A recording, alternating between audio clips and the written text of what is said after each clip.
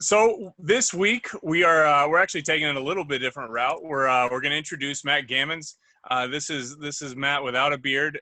Matt has a beard now, but otherwise he looks about the same. Matt is a very fancy former PhD candidate from UC Davis who will be joining us here in like a week at Michigan State as our new extension economist. He'll be focusing on a lot of the production stuff that we're kind of desperately in need of some support for. One nice fact about Matt is that he actually is an alumni from Michigan State University for his undergrad, and he's actually from Michigan originally. So I think he's pretty excited to come back home, and we're really excited to have him. So thanks for joining us, Matt. Looking forward to hearing from you. I would say actually we're grudgingly excited to have him. Kind of ticked me off when he came for his interview, and then kind of across the board, everybody agreed that he was so much better than you and me combined. Well, that's true. That can't be right. That's not my recollection at all, but. Well, they called Aleks Trey 2.0, and then you're not even like in the scope of things. I heard your job market presentation was one of the best somebody had ever seen. So we're pumped to have you. We're really excited to join him. I asked Gammans a question. I call it the Roy Black question of tell me something I don't know about Michigan agriculture, and he actually had an answer, and it was something I didn't know about Michigan agriculture. So hay. What's that? It's that they grow hay for the Kentucky Derby horses up in Pickford. Yeah, never knew that. I don't entirely understand why the UP is such a great place for Kentucky Derby horse hay, but do you know why? No, I have no idea why. That was the full depth of my knowledge on the Pickford situation. Matt is just killing it on the production agriculture. Yeah, well. But dude, I wonder, since we've been talking up Matt's amazing research, if maybe rather than doing the what's happened this week first, we should just go straight into all of those wonderful, amazing things that he's been doing. Let's do that. So talk us through some of this stuff, man. Yeah. So this slide is kind of busy, but I'll talk everyone through it. So most of my work up to this point has looked at the effects of climate change on agriculture, and specifically the first two chapters of my dissertation focus on France. So there's like, why does anyone care about France? Well, because it's a huge producer of wheat and barley, and then there's like, why did I happen to care about France? And that's because we had great data on France. So my first chapter of my dissertation is all looking at yields of wheat and barley in France and what we can expect to happen under climate change. So if we kind of first want to look at the left panel, these are just kind of the impacts that my work suggests. And so you can see the colors represent kind of different carbon emissions pathways. So if you think about kind of little bit of carbon emissions, a little bit of warming, medium amount, and then like big carbon emissions, like no one does anything and we like keep ramping up carbon emissions for a lot of warming. And then you can see kind of larger and larger impacts, but crucially, they're not the same across all crops, right? So that's kind of suggestive that some crop switching might be one way that kind of we think about this, and that's something that I think about elsewhere in the dissertation. And then kind of the other thing I wanted to point out is I think this conversation can kind of get like almost too focused on the negatives or almost confusing because it's kind of always about these projections that are far in the future, and they're always super negative because heat is bad for yield for a lot of the big regions where we grow crops. Really hot weather is not good. But this is all in the context of kind of everything else that's evolving with agriculture, right? So on the right side, we have kind of the climate change impacts, kind of plus if we project out the technological progress that we've seen in yields, because yields have gone up incredibly in the past 50 years, right? So if we kind of expect that progress to keep going and maybe eventually slow down, but to still kind of be going at some rate, we can see that we would still expect yields to be going up, even though kind of damages from climate change would be washing out some of those gains. So it just kind of to zoom out from the bigger picture. Yeah. in France, where we don't care about, the impacts of climate change are bad, but they're less bad uh, taking into account technological change. Is that Yeah. right? So I would flip it. So I would say yields have been going up, and we expect them to keep going up, but they're going to be slowed down by climate change.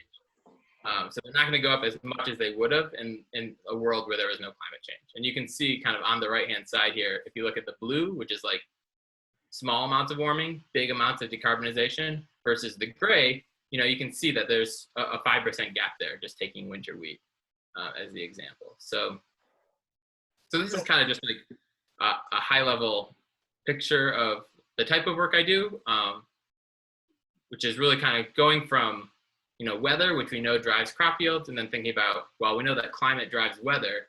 So what does that mean for the effects of climate change on crop yields, and then how can farmers and other stakeholders kind of respond to that? Okay, so when I'm looking at this, usually in the news, I hear the story on the left, right? That we're going to see this massive decrease in production. There's going to be these massive disruptions in supply chains because of climate change, especially on the barley side. There was a paper that got a lot of press a couple years ago about how like beer prices were going to skyrocket because of climate change, and so like I was getting phone calls about that. And so I do appreciate this right hand side a lot more in that context, because like there is some type of technological innovation that's likely to happen to try to counteract some of these climate change impacts. But the question is, so should I care then? if we're going to see increases in yields anyways, why should I care about the climate change story then? Well, I think that there's like a lot of fixation on like, are yields going to go up or down? Kind of this like, are they bigger than zero? Are they smaller than zero? But really, I mean, we want yields to be as big as they can be, and we want farms to be as productive as they can be. And when farms are really productive, there's kind of a lot of benefits of that, both environmental benefits and then profitability benefits. So kind of just because maybe technological progress washes out some of the declines of climate change and means that yields are going up, I don't think that means that we kind of don't care about what's driving yields down. I think where does quality fit into this story? Yeah, so in my work so far, not much at all. So a lot of this is for feed, so quality isn't maybe as high priority an issue as it is for maybe U.S. barley farmers. But yeah, I mean, quality is definitely, I mean, that's a huge determinant of prices, right? So it's definitely a big channel that climate change could affect farm revenues. So I guess the short answer is it's not here, but hopefully it's coming, because I think that's a really important avenue to look at. Dude, how about the fact that you mentioned in some of these places that are already warm, climate change is going to be make things worse, whether we're adding in technological change or not. What about a place like Michigan, where the winter lasts forever? Is it the same story here, or are things different in our context? Yeah, so I think it really depends on what you're looking at. So if you're looking at maybe yields of a specific crop, then it probably depends on that crop. If you zoom out and think about maybe farm revenues, or I mean farm profits is the goal. It's hard to have good data on it. It's hard to measure. But I think that there's definitely reasons to be optimistic. I think there's some evidence coming in that climate change has already led to more corn and soy agriculture in Michigan. So if that's replacing kind of hay, for just take an example, I mean, that's going to be good for revenues, right? If we're taking out fields of hay and putting in a corn soy rotation, that's probably going to be good news on the revenue side. In Michigan, what does climate change look like in Michigan? I think people usually think that it's less rain, right? But like in Michigan, that's not really the case, isn't it? I don't know. So it's definitely more variable rain. I'm not completely positive whether if you sum it all up, whether it's less or more. I should know that, I don't. But it's definitely one big channel is that it makes precipitation more variable. And so you're going to get kind of dumped on, and then you're going to have dry spells, which typically, if we're thinking about, corn, soy, wheat, that's not usually good news. Kind of small, steady precipitation is better for most phases of the growing season. But yeah, I think the effects of precipitation, the climate change induced effects of precipitation we're still working on it. I think that there's a lot that isn't known about, what exactly that effects are and who's winning and who's losing. What's the map of Michigan that you have in a couple slides here? What was that story telling us? Yeah, so coming up, I have a map of Michigan with, so this is temperature. So I don't know, can the people see the screen, or is it just me who can't see the map? The screen is secret. Okay. No, of course the people can see the screen. On my screen, all of our faces are better? blocking the map. But Okay. All right. Yeah. So this is the projections for mid-century, and this is just average temperature, right? So it's not necessarily constant across the year, and so that is kind of another place of uncertainty. A 5 degrees Fahrenheit in July kind of looks different in terms of impact than a 5 degrees Fahrenheit in January. But in general, you can see that lower peninsula heating up, and then as you go farther north, it's actually heating up a lot. So if you look at, that's kind of, if you go down by like Benton Harbor, that's like 4 degrees Fahrenheit, and then kind of up in the UP thinking about 6 degrees Fahrenheit, which is a lot of warming if we think about that's just 35 years out. Sounds great. But so you've Very excited for it. Great. you've talked or done a little bit of work about how farmers in the U.S. adjust to this. You want to show us those beautiful maps that made everybody drool when you talked about that? Yeah, so there's the portion of my dissertation on France that no one cares about, and then there's the portion. But I will say that France paper's in like environmental research letters has been cited like a bunch of times, right? I don't know about cited a bunch of times, but yeah, that paper is published. Cited more times than anything Aleks has ever written. So. Touché.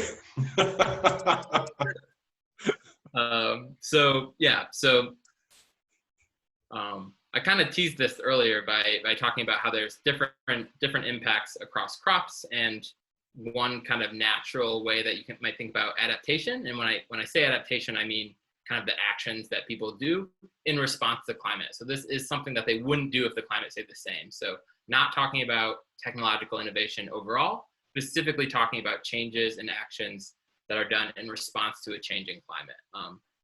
And one that seems natural is to look at ways to increase multicropping. So in the US, a really common form of multicropping is the winter wheat soy double cropping. And so what that means is in the fall, you're going to plant a crop of winter wheat. It's going to grow throughout the winter. You're going to harvest it in the late spring, and then you're going to immediately turn around and get a crop of soybeans in the ground. And so, I mean, this is good for the obvious reasons that it's good, which is that now you have 2 crops, 2 harvests that you're going to get revenue from. So, so the question that we asked was, currently, this type of agriculture is constrained by climate in a lot of places. It just can't be done. The growing season isn't long enough to get that turnaround. By the time you get your wheat out of the ground, there just isn't enough time to get the soy in and then still get the soy harvested before frost. And you got to harvest the soy before frost. So the question is then, does a warmer climate kind of make this easier to do? And so to do that, we kind of did our fancy statistical analysis, but I think that a lot can actually be gotten just by looking at this map. So this is an area, and I think the next slide is share, but we'll talk about area for a second. So you can see the light gray is areas that have soybeans but no double cropping. So these are all single crop soybeans. Dark gray, they don't grow soybeans at all, so just ignore those. And then you can see that in the north, there's like Wisconsin, Michigan, Minnesota, there's basically no double cropping. And then as you get into southern Illinois, southern Indiana, you start to see some. So these are not kind of, it's not like double cropping is the predominant agricultural system at all, but you're starting to see some. And then you see kind of really big pockets in southern Kentucky, and then you also see some pockets over on the eastern seaboard in the Delaware, Maryland area. So the question is kind of, is this map, how much does climate explain this map, right? So we see that there's not much double cropping going on up north. There is some going on in the middle, but then as we get farther south, there's like also not too much. How much of that is driven by climate? So let's switch to the share slide. So now we see, this is as the share of soybeans that are double cropped. And so you can see that there's not so much double cropping on the eastern seaboard, but double cropping is a big chunk of the soybean agriculture that's going on.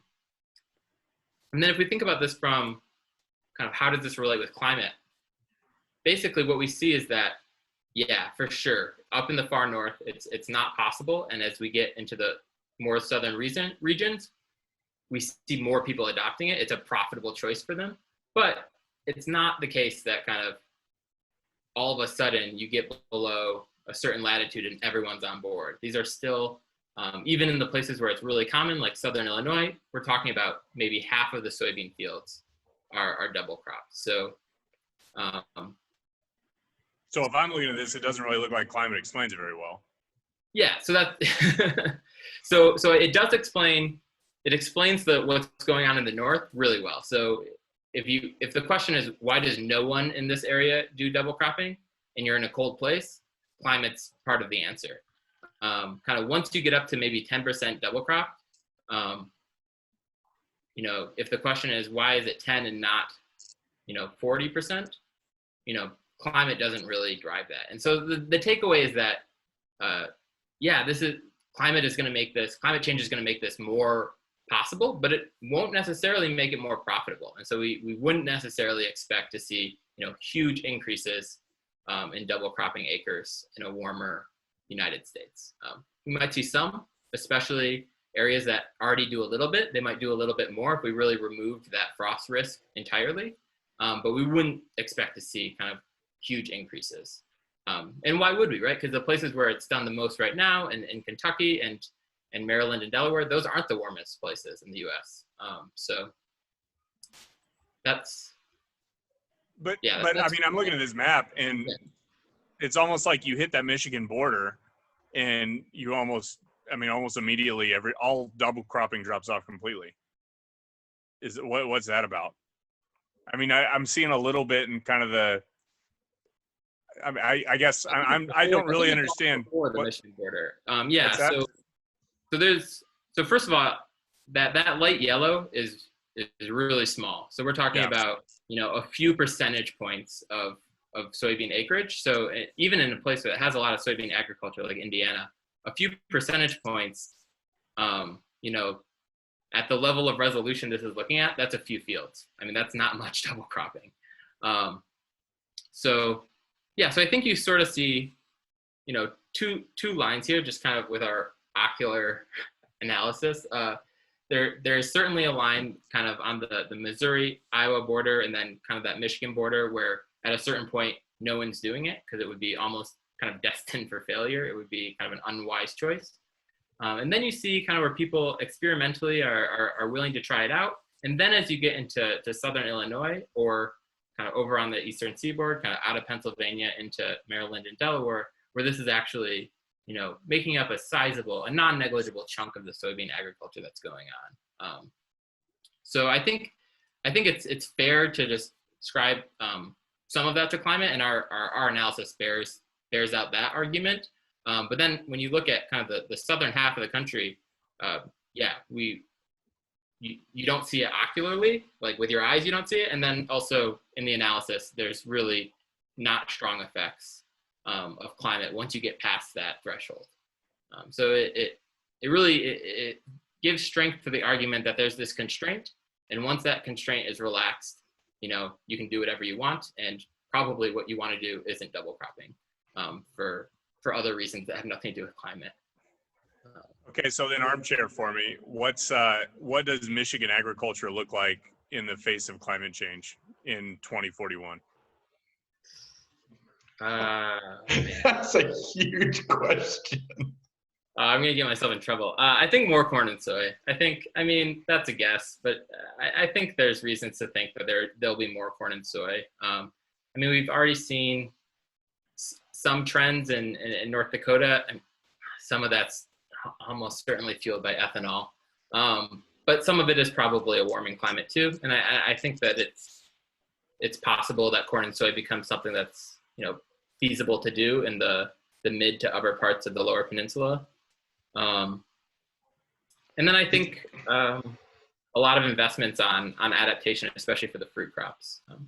So about the fruit crops and things like that, you talk about how, or everybody talks about how this is a global phenomenon, right? So this affects growing conditions, not only in Michigan, but also everywhere else. So everywhere else that's currently growing specialty crops are also hit by this. So I guess as global yields for these things go down, the global prices for these things go up, which makes them more attractive, I guess, relative in my mind, relative to some of those field crops and grains. Is that right? Yeah, that's a really good point. So to be honest, that's not something that I always necessarily focus on, but you're right that it's a hugely important issue. Kind of if you think about tart cherries, just to take an example, I guess what matters maybe isn't what climate change does to tart cherries in Michigan, it's what it does to tart cherries in Michigan relative to tart cherries in Turkey. Yeah. Yeah, that's a really good point, is that I think we can discuss kind of what things might look like from a yield perspective, but to really get an insight onto what it looks like from a revenue side, we need to be able to say something about prices. And to do that, we need a good trade economist like you, Alex. I'm here to solve the climate change problem. Thank you for raising this issue that you're perfectly situated to solve. So, but dude, talk about, unless you have more stuff to say, I was hoping you hinted at a couple of things that are really going to drive the increase in demand for field crops. You said biofuels, and then in there somewhere was livestock. I wonder if unless you have more to say on your climate change, amazing, beautiful map research, if you could shift to coronavirus, and we could think a little bit about how coronavirus is affecting some of the stuff that you study. Yeah. So these are just kind of some headlines that I just like screen capped from the internet, but this is something I was thinking about a lot in the spring as this was kind of first happening, as I first got locked into my small bedroom office. Kind of what this was all hitting right at the planting time for a lot of crops, or right before the planting time for a lot of crops. So it's been interesting, I think, to see kind of what decisions people are making as prices kind of go crazy and as kind of everything about normal operations is not normal. What sort of choices do people make with respect to what they end up planting? And so, so I'm not an expert on this, but I think that there's kind of a few interesting things that jump out. If you see farmers swap soybeans for corn as coronavirus scrambles demand. So largely because of ethanol, like you mentioned, Alex, when people aren't traveling, they're not driving. And so they have kind of less need for ethanol. So the price of corn really took it. So where the soybeans primarily go into livestock feed, right? Yeah. So I wonder, what's that? I'm not actually positive on the split. I think it's mostly feed, but I'm not entirely sure. Well, if it's biodiesel too, then it's equally hurt, right? Yeah. I just wonder this relative price story. And Hilker's on the call, or was on the call earlier, so he may be able to solve it for us. But I mean, you saw on the prices kind of, I'm probably not the best positioned person to talk about why the prices did what they did, but you can see that the relative prices between corn and soy were, strongly benefiting soy.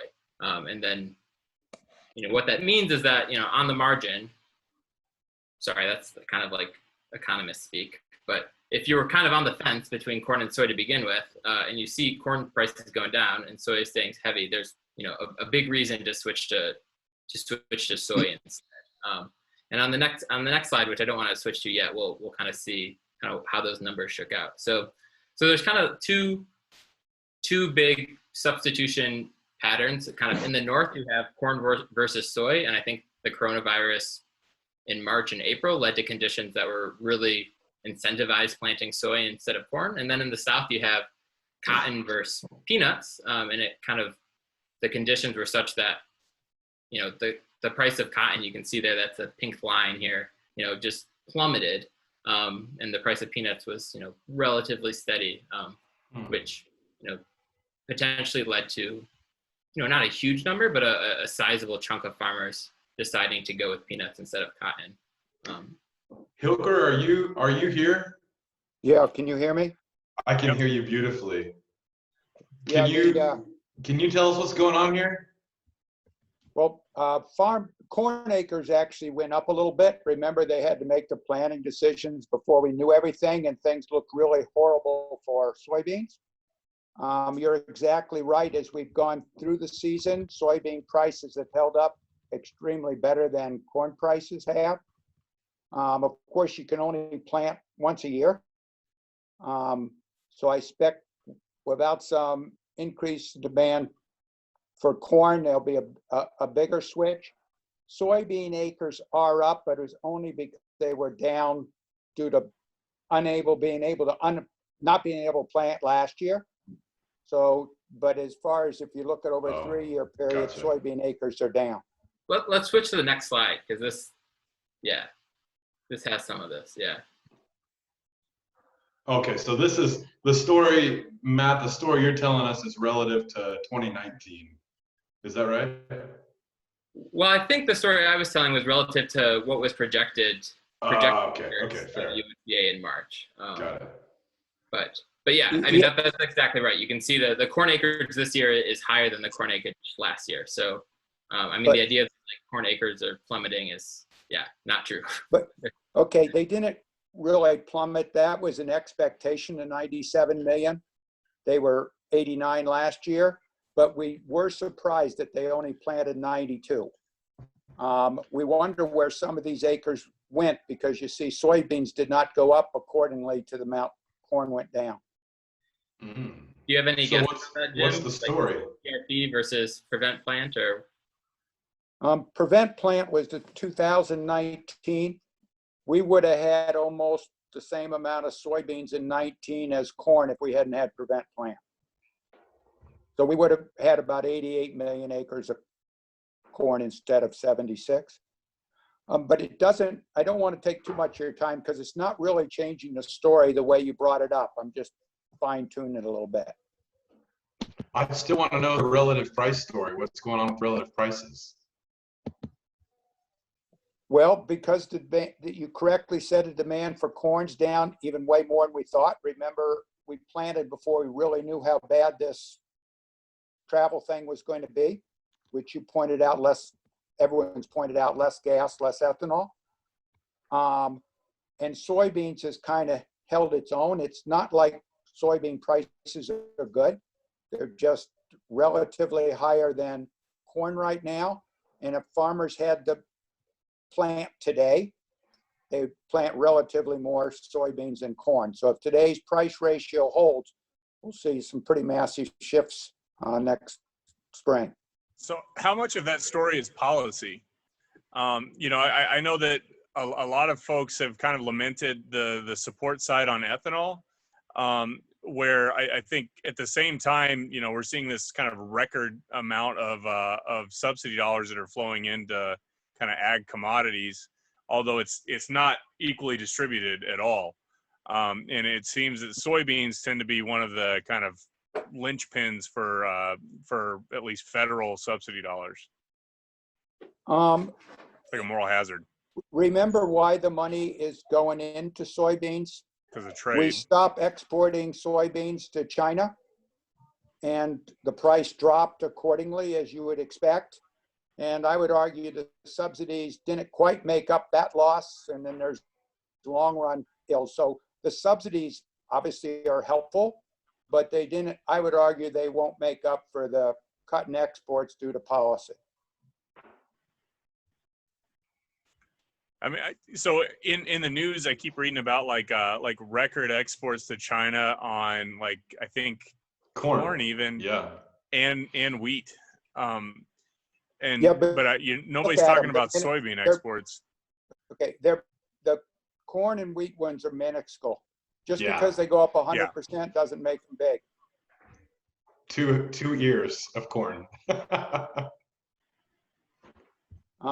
So it's good. We'll take all the exports we can get. And China can't get all its soybeans from South America, so American soybeans are going into China. So how about the longer term story? So this year we've got this 2020 thing, and like you said, we've got some of these crops, as Trey and I learned to our embarrassment, were already in the ground when coronavirus hit. The world was melting. Yeah, we didn't have time to pay attention to everything. That's true. Hilker like slapped us in the face for that one. But true. I wonder about longer term. So we got here the air travel rates in 2019 versus 2020 for the U.S. So we've obviously not made up traction on all of that transportation. Looks like a little bit. We also see on the right side of this, this is global meat production or consumption. And if you look at the tiny little baby top of this sucker, it looks like it's dropping off a little bit, right? So the question is, has global meat consumption, global meat production peaked? At the same time, you see in this little shaded area chart that chicken is kind of consistently outpacing pork and beef and significantly displacing beef as the top meat thing. So Gammans, top meat thing. I use words better myself. I use words really goodly. Gammans, can you solve all of these problems for us? Since you're an amazing human, just kind of. I don't think I can solve any of these problems. I'm not sure I can say anything intelligent about them. But I do have a question with the air travel. You know, I got to imagine that kind of the domestic, the vehicle travel doesn't look that drastic. I got to feel like that's bounced back a lot more. So I think that gap in fuel consumption, if you look at the terrestrial side of things, kind of wouldn't be that large. But yeah, I don't know. That's a striking gap. I hadn't seen that image before. That's pretty dramatic. On the travel side, see, I wonder about there's a really good paper in, I think it's the Bell Journal, about travel post 9/11. So airline travel versus driving travel, and basically the heightened security restrictions post 9/11 pushed people away from flying on shorter routes into driving. And the punchline of the paper was actually that mortality rates increased if we just kind of assume because driving is just more dangerous than flying, statistically speaking, especially long distances. And so in this case, I think that the trips themselves have been canceled, but I can imagine a lot of people are just like, you know what, I don't want to fly right now. I'd rather drive. So, if this stays down, people are just flying less. It's possible maybe they're just going to drive more, right? Which could be a net positive. For ethanol, you're saying? For ethanol, yeah. No, not for your travel mortality. Or no. Sorry. At, I just think the Bell Journal article is super interesting. It's a net positive because prices will go down because now less people are eating meat because they've all died on the road. Well, if we wanted to go all the way in the circle, but yeah, on the meat production, I don't know. I don't think. I mean, I'm skeptical that it's peaked. That's a really small. That's a really it's just like that would have been the last couple of years that it would have peaked. Yeah, that's what the article's about, is how the 2 years in a row now there's been a decrease in meat production in the world. Look at China. They lost all their pork. Yeah. Good point. Yeah. But that would that's not 2 years. It's the been swine pushing flu. 3. Yeah. But how about the fact, Jim, that chickens just consistently driving out? So pork has fallen a little bit on this global production share. Look at the last 5 years of beef. In a relative sense, it's fallen slower. Okay, their meat. I did a lot on it. Beef demand dropped like crazy. It's held its own pretty well for the last 10 years. Plus, remember, that's a percentage number. That's not volume. Well, we have volume up top, right? Yeah, but I wouldn't. That's a blip. So you think the last 2 years are a blip? I wouldn't call that a change in trend, and I've been wrong before. At least half the time. I think you're right. I think the article. So I will point out that the article was in Bloomberg Green, which that's the like climate change sustainability Bloomberg. I don't want to downplay it. It's something that needs to be watched. Well, just this week, Walmart announced that they were going to start selling Beyond Meat. So I think the article also talks about how, like, there are some types of trends. Again, it's easy to make a small number look like a big number by looking at a percent change. And so Beyond Meat's increased dramatically, but it's also still a really small share of total. I don't know. I wonder about beef demand, though. This is only barely relevant, but I will say just this past week, for the first time ever, I started seeing commercials for kind of plant-based meats that weren't marketing them as like, green products or like climate change products. These advertisements are just like people having fun out in the sun at a barbecue. And that's a pretty big tone shift, I think. There were no evil farmers in the whole thing? No evil farmers. No like sad, pleading, like doe-eyed cows. This is all just like, we are having fun and we are eating this tasty product that we want to sell to you. So I don't know. Can I ask Matt, the climate change guy, just because I'm interested? I've seen reports of all of these wonderful things that coronavirus is doing for the environment. So they've had clear skies in Beijing for the first time since a million years ago, or whatever the report happens to say. We see this drop off in fuel consumption. We see this potential drop in global meat production. Burger King's gonna save the day with lemongrass beef. I wonder, to what extent do you think these things will have a longer term impact on climate change and the kind of impacts of climate change? Is that another impossible question? I mean, I have to speculate, right? Because I don't really have. Welcome to Closing Bell. I think they'll have almost no long-term effects. I mean, it depends. Obviously, it depends how long this lasts, and it's already lasted longer than I thought it was going to in March. I was like, oh yeah, we're gonna lock down for 3 weeks and then get right back to it, and then not so much.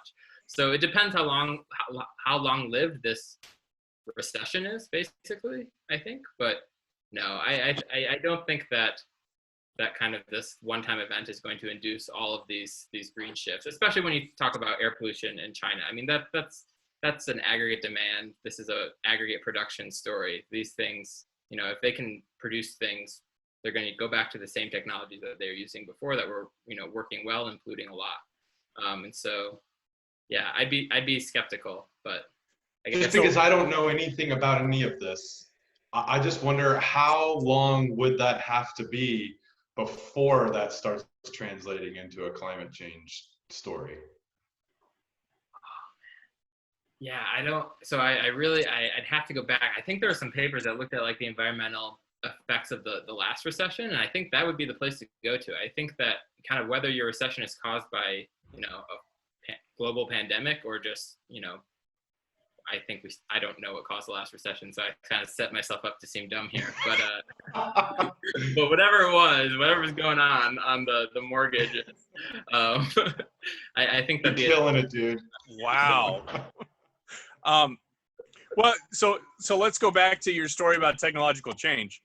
To me, that like when I see this story, I think like, well, the solution to climate change is technological change to you.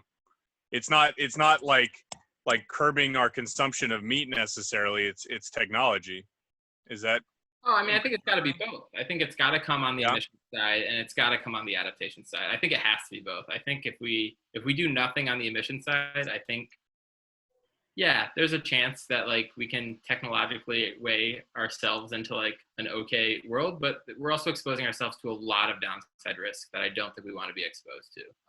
So I think some on the emission side for sure, and then I almost would have three buckets. So there's the emission side, there's the adaptation. What are we doing specifically to respond to this warmer world? And then there's like climate change or no climate change. We want more stuff and we want it cheaper and we want to be healthier. And so kind of all the technological progress that goes into that. And so I don't think it's like you pick one basket. I think you need kind of all three. But I think can we not do all three of those things and still eat a ton of beef? I don't know. I'm actually not sure. I don't know how much beef we can eat. I'll look into it and give you a diet. You're going to give us a number? Give me a climate change diet. Eat 3 ounces of steak per day, and that's it. What did you? So to Burger King's credit, by the way, I don't know if you guys saw, they actually pulled their ad. Yeah, I did see that. Yeah. Yeah, they and that was a terrible ad, to be honest with you. I'm so glad that's not on my TV all the time. That yodeling kid is just not for me. And also, like, I'm sorry, Burger King Whoppers are just not my jam. But you know, even still, so they're actually going out to visit the Farm Babes farm here in like next week. The Burger King executives are actually so, you know, props to them for funding research to try to figure out how to deal with climate change, you know, listening to growers and trying to take the right steps. But how much of that can be like corporate social responsibility or industry changes, and how much of it has to be some type of kind of public goods focused public policy?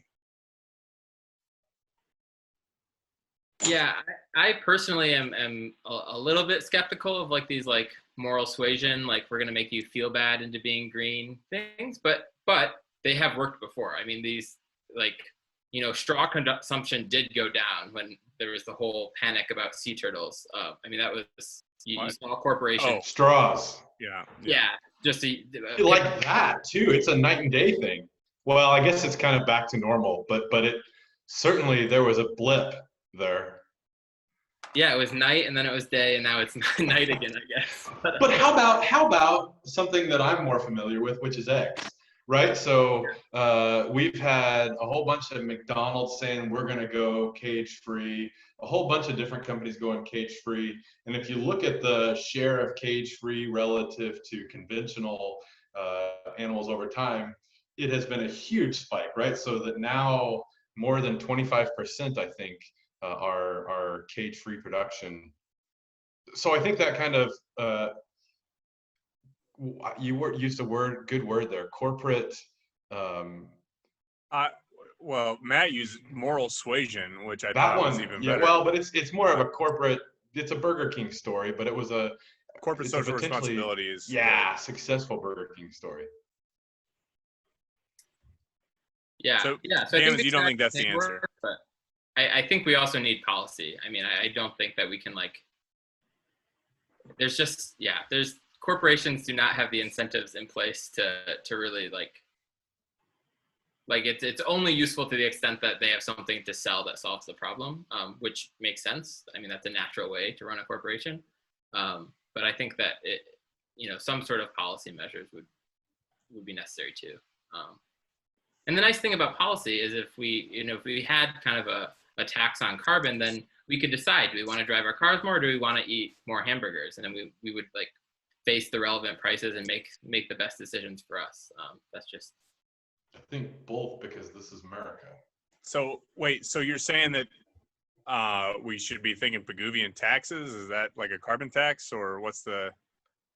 That's Yeah. literally So, what I he mean, just I said. definitely am more on the Yeah. impact side than on kind of the optimal policy side. I mean, yeah, a tax sounds good to me. I think like a price on carbon, whether that's a tax, whether that's, you know, cap and trade, like what we've seen in California and Quebec, I'm not sure. But I think that, you know, some sort of policy that starts to add costs on carbon, it's certainly better than a world where we have the same amount of reductions, but it's all done by like guilting people. I think that that would be a costlier way to achieve. I don't know if that's true, man. You don't think that? You think about the like equity distribution of those impacts. Poor people will have to pay those taxes. Poor people, I think, can also say, I'm desperate enough that I don't necessarily care that much about the guilt. I can get over the guilt. So some of that guilt stuff can target the right people, I guess, or the people that will be hurt the least, that are most easy to adapt versus the low income side of stuff. Yeah, no, that's a really good point. I think, you know, there's obviously policy measures that you can take to try and to blunt some of that effect with transfers, but you know, this is already a big sell for policy, and we're already seeing what a big sell it would be. So yeah, maybe that would be kind of a bridge too far. And the transfers argument is an argument that I hear all the time, and it's just like it's just a theoretical thing that never has happened ever in the history of the world. So I'm less persuaded by the whole transfer story. I like it in principle. No, that's not true though. There's like energy consumption, you get rebates. There's rebates for energy consumption for low income consumers. So maybe it's happened once in the history of the world. I just know that. So I'm just thinking in the international trade context, and in the international trade context, the answer is yeah. In total, trade makes people or the country better. There are winners and losers, and we can just have transfers between the winners and the losers, and that has not gone amazingly. That's fair. That's a good point. Yeah. Okay, so we've got like I don't know, like another 7 minutes, and I would be curious to know. So you've graduated now. You finished your dissertation. You are, well, you say this weekend you're moving back to Lansing. Yeah, so I'm in Grand Rapids right now, and then I move tomorrow. Okay, so what's your plan? What do you want to research when you get here? Like, do you kind of have any idea of where you're going when you get here? Isn't it climate change in France, right? It's climate change in France. That's what you're going to be doing. No, I mean, I have some work in progress, but I think, yeah, I mean, two big questions that I don't know that I'll be able to answer, but that I'd really like to answer is I'd really like to figure out why farmers choose the crop they do and how much climate affects that, I think. So, and I think that's just kind of just always a puzzling question. You'll have a set of farmers who, you know, look fairly similar on their observable characteristics, and they make different cropping choices. And, you know, why is that? And then how does that relate to climate change? When you have a trend in climate, are people learning about this trend, and how does that affect their decision making? So that's an interesting question to me. And then I'd really like to dig in more on kind of the specific technologies that people are adopting to respond to climate change. So especially kind of in Michigan, you know, fruit agriculture is huge, and, you know, frost risk is, you know, a big issue. And, you know, kind of what technologies are people using to mitigate this risk? And so, you know, 2020, this past year, we had a frost issue, but the effects are, you know, much smaller than 2012. And probably those are because those are two different events, but part of it also could be that, you know, people made a lot of investments after 2012 so that they weren't exposed to this type of risk again. So that would be actually an interesting counterfactual, is kind of what would have the 2020 frost scenario looked like with 2012's technology? How much worse would it have been? So. That's a really interesting idea. Okay, so you were here in 2012 though. You were in Michigan, right? Were you at State? I was at Michigan State, but yeah, as a student. What was your major? I was biosystems engineering. Okay, so then what was it that that made you want to switch over to ag econ? I mean, the long and short of it is really that I just am a better economist than I am an engineer. I'm not that good at engineering. I never was that good at it. And so I was really interested in kind of the big picture concepts and some of the technologies that I was learning about.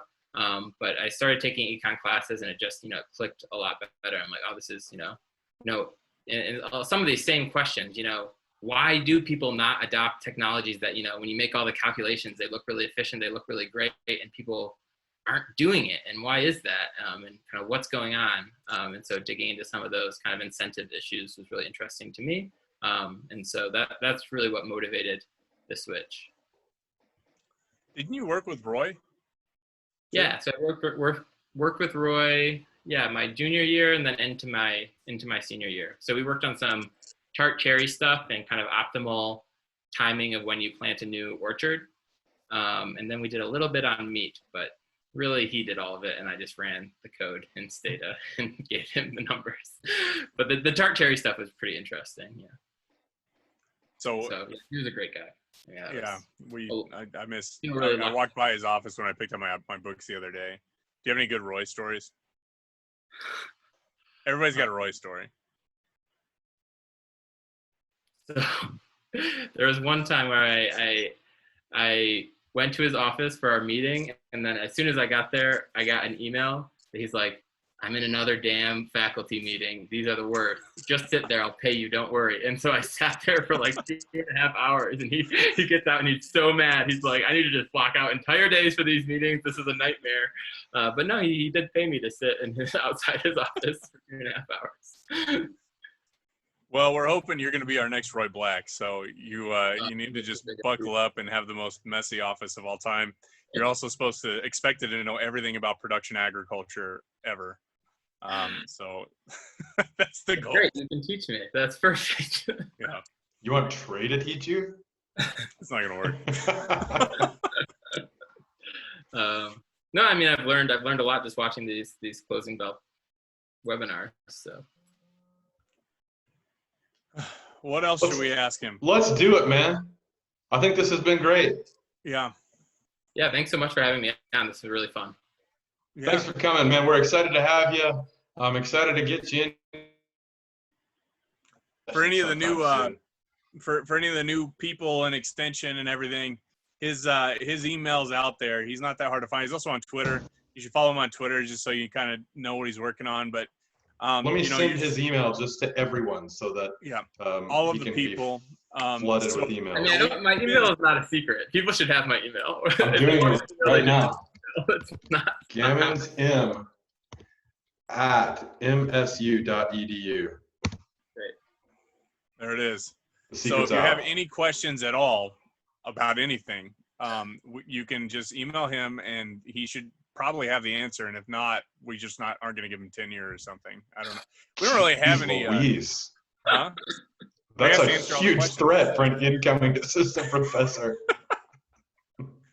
Well, he's already been brought on like 6 projects. So like, I mean, he's already more plugged in than I was for my first like 2 years. So. Amen.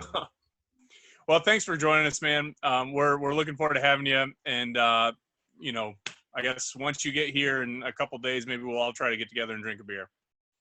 Great. So, outside, I hope. Well, naturally, it's socially distant here. Sounds great. Yeah, let's do it. Thanks, guys. Thanks for joining. Bye, guys.